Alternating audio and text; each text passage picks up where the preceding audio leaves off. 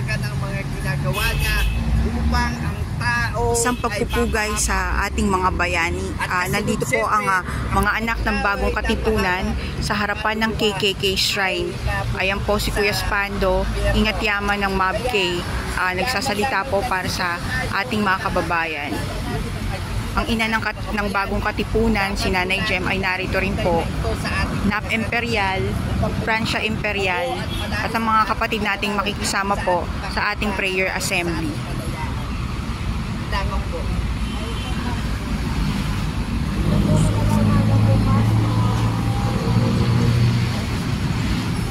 Okay na?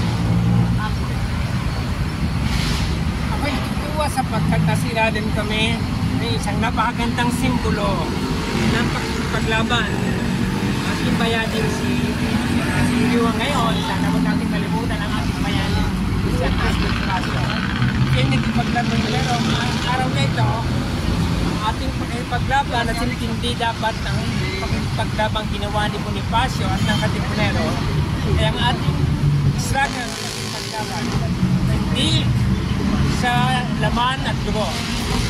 Paglaban ating ginagawa sa mga namumuno, mga kapangyarihan sa kadiliman against the spiritual forces of evil in the heaven and earth. Tayo mananalangin mamaya, makikipaggera tayo, naghahat-kakunti tayo. Kailangan matindi ng paninindigan ni Bonifacio, mas matindi at kaya natin gawin ang paglaban sa mga force ng kadiliman, lalo na sa mga nag-i-impose ng medical tyranny. Kaya samahan mo kami mamaya kung wala man kayo dito, kung anong ginawang kabayanihan ng ating bayanang si Bonifacio, mas matindi at mas makapangyarihan ang gagawin nating pagkikipaglaban laban sa mga may kapangyarihan at mga pwersa ng kadiliman. Prayin ang Panginoong Diyos. Amen. O Jess. Hello, good morning sa lahat. Narito po kami sa Katipunan ng para sa kalayaan. At higit kami nagpapasalamat sa mahal na Panginoon at binigyan tayo ng magandang araw at maliwalas na paningin kahit nagiging puro tayo sa problema ng mundo. Kaya narito kami upang tayo makiisa sa ating mga bayani noong sila ay nabubuhay pa, kahit di pa man tayo sinilang noon.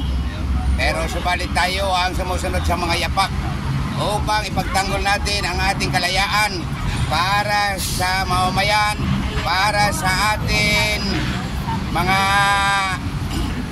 bayani. Kaya narito kami mga kapatid at nakikisa, ipagtaguyod natin ang kalayaan natin. At marami po ang mga darating ang mga sakuna, subalit kami po ay nagkikipaglaban sa mga evil system. Hindi natin kaaway ang mga tao nga dyan sa namumuno. Kaaway natin ang sistema. Bakit sila ay sumusunod sa mga evil system? Okay. Kaya yun ang dapat natin dyan labanan. Ipanalangin natin sa mahal na Panginoon na tayo ay mag-iisa at subalit tayo po ay makipaglaban. Thank you. Thank you, Kuya Jess. Okay, salamat. Ikaw, Kuya, may masasabihin ka pa? From Jensen po.